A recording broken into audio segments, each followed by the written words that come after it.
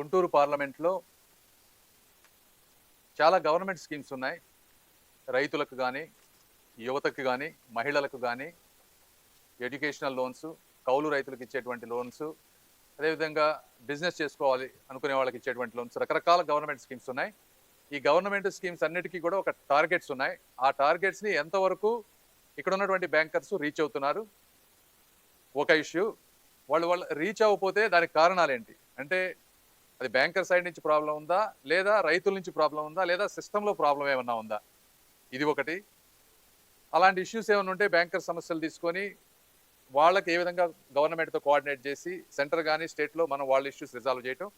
అదేవిధంగా రైతుల సైడ్ నుంచి లేకపోతే వాళ్ళ దగ్గర ఉండేటువంటి ఇష్యూస్ ఏమున్నాయి అంటే వాళ్ళకి అవేర్నెస్ ఇష్యూ ఉందా, అక్కడక్కడ మిస్యూజ్ జరుగుతూ ఉందా, అన్నెసెసరీ పొలిటికల్ ఇంటర్ఫియరెన్స్ ఎక్కడన్నా ఉందా, అదొక యాంగిల్. దాంతోపాటుగా ఈ బ్యాంకుల్లో అన్క్లెయిమ్డ్ అమౌంట్ గుంటూరు ప్రాంతంలో దాదాపుగా 149 crores అన్క్లెయిమ్డ్ అమౌంట్ ఉంది. ఇందులో 120 కోట్లు వచ్చేటప్పటికి పబ్లిక్కి సంబంధించింది, మిగిలిన కొన్ని గవర్నమెంట్ ఇన్స్టిట్యూషన్స్ వేరే వాటికి. వీటన్నిటిని అన్క్లెయిమ్డ్ అమౌంట్ కూడా వాళ్ళందరికీ కాల్ చేసి ఐడెంటిఫై చేసి వాళ్ళకి ఇవ్వటం ఎలా, ఇట్లా మల్టిపుల్ ఆస్పెక్ట్స్లో ఈరోజు రివ్యూ ప్రోగ్రామ్ తీసుకున్నాం. మొట్టమొదటిగా చెప్పదలుచుకుంది ఏంటంటే ఇక్కడ ఉన్నటువంటి లీడ్ బ్యాంకర్ గారు కానీ లేకపోతే బ్యాంకర్స్కి సంబంధించిన వాళ్ళు 3 months బ్యాక్ మనం ఒక రివ్యూ చేసినప్పుడు ఆ రోజు చెప్పాం ఏ బ్యాంక్స్ అయితే కరెక్ట్గా వర్క్ చేస్తున్నాయో వాళ్ళందరినీ అప్రిషియేట్ చేస్తాం, ఏ బ్యాంక్స్ అయితే పర్ఫార్మెన్స్ సరిగా లేదో వాళ్ళందరినీ కూడా ఐడెంటిఫై చేసి పబ్లిక్గా అవేర్నెస్ చేస్తామని చెప్పాం. ఇప్పుడు ఉన్నటువంటి పరిస్థితుల్లో ఇప్పటివరకు చూసినట్లు బ్రాడ్గా public sector banks, union bank of India, SBI, అవి రెండు కూడా అద్భుతంగా పనిచేస్తూ ఉన్నాయి. అన్ని మెట్రిక్స్లోనూ వాళ్ళు ఇదిగా ఉన్నారు. ప్రైవేట్ సెక్టర్ బ్యాంక్స్ అనుకున్నంతగా పర్ఫామ్ చేయటం లేదు. వాళ్ళకి ఇంకో 3 months టైం ఇచ్చాం. ఇండివిజువల్గా నేను వాళ్ళ పేర్లు చెప్పదలుచుకోలేదు కానీ బట్ ఓవరాల్గా ప్రైవేట్ సెక్టర్ బ్యాంక్స్ అనుకున్నంతగా అంటే ఎక్కువ వాళ్ళు హౌసింగ్ లోన్స్, ఆటో లోన్స్, గ్యారంటీగా ఏదైతే వాళ్ళకి డబ్బులు వస్తాయో వాటి వరకు పర్ఫామ్ చేస్తూ ఉన్నారు. కానీ ఓవరాల్ సిటిజన్ ఎంపవర్మెంట్ విషయంలో కరెక్ట్గా ప్రోయాక్టివ్ అప్రోచ్ లేదు. సో వాళ్ళందరికీ మనం ఇంకొకసారి రీట్రేట్ చేసి నెక్స్ట్ 3 monthsలో కనుక పర్ఫార్మెన్స్ లేకపోతే డెఫినెట్గా మనం వర్క్ చేస్తామని చెప్పాం వాళ్ళ మీద. ఎందుకంటే గవర్నమెంట్ ఇన్స్టిట్యూషన్స్ చాలా బ్యాంక్ అకౌంట్స్ మనం అన్ని ఇస్తూ ఉన్నాం, పబ్లిక్కి ఇస్తున్నాం, ప్రైవేట్గా ఇస్తూ ఉన్నాం.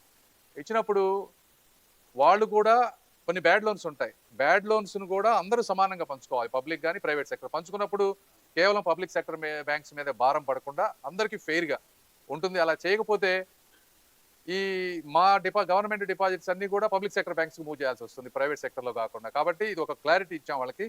దయచేసి వాళ్ళ పర్ఫార్మెన్స్ ఇంప్రూవ్ చేసుకుంటారు అనుకుంటా ఉన్నాను. రెండో విషయం, ఇండివిజువల్గా కొన్ని బ్యాంక్స్ బాగా పర్ఫామ్ చేశారు. అంటే ఇప్పుడు suppose tenant farmer crop loan తీసుకుంటే మనం లాస్ట్ ఇయర్ 2024లో 180 crores టార్గెట్ ఉంటే ఈ టైం కల్లా కేవలం last year to year compare చేస్తే 37 crores ఇచ్చారు లాస్ట్ ఇయర్. అదే ఈ ఇయర్ టార్గెట్ 220 crores పెడితే 111 crores ఇచ్చారు. అంటే లాస్ట్ ఇయర్ 37 crores అయితే ఈసారి రివ్యూ వల్ల కానీ ఓవరాల్ సిస్టమ్ అవేర్నెస్ వల్ల కానీ 3 times పెరిగింది. 111 crores లోన్స్ ఇవ్వడం అనేది మంచి పరిణామం. అయితే వాళ్ళకి ఇంకా టెనెంట్ ఫార్మర్స్కి ఎందుకు ఎక్కువ ఇవ్వలేకపోతున్నారంటే వాళ్ళు రకరకాల కారణాలు చెప్పారు. కొంతమంది రికవరీ అనేది ప్రాబ్లంగా ఉందని దానికి కొన్ని ఐడియాలు కూడా చెప్పారు. ఎస్హెచ్జి మెంబర్ లింకేజ్ చేయమన్నారు. అదేవిధంగా క్రాప్ సేల్ అయినప్పుడు వచ్చే డబ్బుల్లో వాళ్ళకి కొంత వచ్చే విధంగా లింకేజ్ చేయమన్నారు. అదేవిధంగా ఎన్పిఎల్ వల్ల వచ్చే ప్రాబ్లమ్స్ని అవేర్నెస్ చేయమన్నారు. ఇట్లా కొన్ని ఐడియాలు చెప్పారు. ఈ ఐడియాలన్నీ మనం తీసుకొని గౌరవ ముఖ్యమంత్రి గారికి మనం కూడా ఇన్ఫార్మ్ చేస్తాం. అదేవిధంగా ఇప్పుడు ఇంకొకటి వచ్చేటప్పటికి యానిమల్ హస్బెండరీ డిపార్ట్మెంట్లో కూడా బాగా వర్క్ చేశారు. 2000 అప్లికేషన్స్ వస్తే దాదాపు 1400 అప్లికేషన్స్ శాంక్షన్ చేశారు. ఇది కూడా బాగుంది. మనకి ఇంకొకటి నెక్స్ట్ ఐటమ్, బాగున్న ఐటమ్ వచ్చేటప్పటికి మైక్రో ఫుడ్ ప్రాసెసింగ్ యూనిట్స్. ఇందులో లాస్ట్ టైము 14 ఉంటే ఇప్పుడు ఆల్రెడీ 59 యూనిట్స్ శాంక్షన్ చేశారు. 59 యూనిట్స్, అది కూడా దాదాపుగా 3-4 times పెరిగింది లాస్ట్ టైం కంటే పోలిస్తే. ఈ విధంగా వాటిలో ఇంప్రూవ్ అయినాయి. ఇంప్రూవ్ అవ్వాల్సినవి వచ్చేటప్పటికి ఎడ్యుకేషనల్ లోన్స్ టార్గెట్ 198 crores అయితే కేవలం 49 crores మాత్రమే ఇచ్చారు. అంటే 24% మాత్రమే అచీవ్ చేశారు. ఇందులో కూడా SBI, union bank, Canara bank of public sector banks బాగా పర్ఫామ్ చేసినాయి. ప్రైవేట్ సెక్టర్లో ఇంప్రూవ్ అవ్వాలి. మనం ఏం చెప్పాం లాస్ట్ టైం, కాలేజెస్లో వీటన్నిటిలో అవేర్నెస్ క్యాంపెయిన్స్ చేయమన్నా. అయినప్పటికీ ఎడ్యుకేషనల్ లోన్స్లో స్టేట్ వైడ్గా చూసుకుంటే గుంటూరు 2nd ప్లేస్లో ఉంది. బ్యాడ్ అయినా కూడా 2nd ప్లేస్లో ఉంది. అది ఒకటి, వైజాగ్ తర్వాత.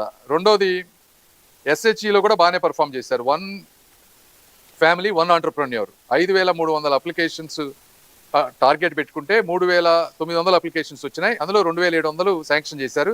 ఇది కూడా అంటే దాదాపు 70-80% వచ్చింది కాబట్టి అది కూడా బాగుంది. ఇంకొకటి ముద్రా యోజన. ముద్రా యోజనలో కూడా చాలా బాగా పెర్ఫామ్ చేశారు. లాస్ట్ ఇయర్ మనం మా ప్రధానమంత్రి గారు 10 lakhs ఉండేది, ఇప్పుడు 20 lakhs చేశారు ముద్రా యోజనకి. ఇందులో 684 యూనిట్స్ గుంటూరులో శాంక్షన్ చేశారు. Number 1 in state. సో అది కూడా నేను చేసిన వాళ్ళందరినీ మనస్ఫూర్తిగా అభినందిస్తా ఉన్నాను. తర్వాత ఇంకా చాలా ఉన్నాయి, ఇవన్నీ డీటెయిల్స్ ఉన్నాయి. ఇప్పుడు డ్రోన్స్ ఉన్నాయి. డ్రోన్స్ 48కి 48 ఇచ్చేశారు. తర్వాత మైక్రో ఫుడ్ ప్రాసెసింగ్లో చెప్పాను కదా ఇందాక, 108 టార్గెట్ అయితే దాదాపుగా 59 శాంక్షన్ చేశారు. ఇంతకుముందు కేవలం 14 ఉండే, దాన్ని 59కి చేశారు. పిఎం విశ్వకర్మ 2500 అప్లికేషన్స్ వస్తే అందులో 1000 అయినాయి, 1500 అవ్వడానికి రకరకాల కారణాలు చెప్పారు. వాటిని కొన్ని ఫిక్స్ చేయమని చెప్పాం. అదేవిధంగా సూర్యగర్లో కూడా 7,000 అప్లికేషన్స్ వస్తే 3,800 శాంక్షన్ అయినాయి. సో ఇట్లా రకరకాల ప్రతి స్కీమ్ని centrally sponsored schemes, state sponsored schemes దాదాపు 14 ఐటమ్స్ మీద డీటెయిల్ రివ్యూ తీసుకున్నాం. మళ్ళీ ఇంకో 3 monthsలో మళ్ళీ రివ్యూ తీసుకొని ఈ ప్రాంతంలో ఎవరైతే మ్యాక్సిమం అర్హులు ఉంటారో వాళ్ళందరికీ మంచి జరిగే విధంగా, అదేవిధంగా మిస్యూజ్ అబ్యూజ్ చేసే వ్యక్తులు కూడా ఉంటారు సమాజంలో, అది ఎవరైనా కావచ్చు, వర్క్ చేసుకునే వాళ్ళు కావచ్చు, రైతులు కావచ్చు, రకరకాల వాళ్ళందరినీ కూడా అవేర్నెస్ చేసి మిస్యూజ్ తగ్గిస్తే నిజంగా అర్హులైన వాళ్ళకి మంచి జరుగుతుంది. అందుకని ఈ కార్యక్రమంలో గవర్నమెంట్ అధికారులని, అదేవిధంగా బ్యాంకర్స్, అన్ని బ్యాంకర్స్ని ఇన్వాల్వ్ చేసి ఒక సిస్టమేటిక్గా చేసినందుకు వీళ్ళందరికీ, లీడ్ బ్యాంకర్ గారికి అందరికీ కూడా నేను మనస్ఫూర్తిగా ధన్యవాదాలు తెలుపుతా ఉన్నాను, బెటర్ పర్ఫార్మెన్స్ చేసినందుకు. Thank you. మీరు మాట్లాడతారు, ఎమ్మెల్యే గారు మీరు మాట్లాడండి ప్లీజ్. 2 నిమిషాలు మాట్లాడు. మీరు ఆయన 1 నిమిషం, ఆయన బ్యాంకర్స్ కూడా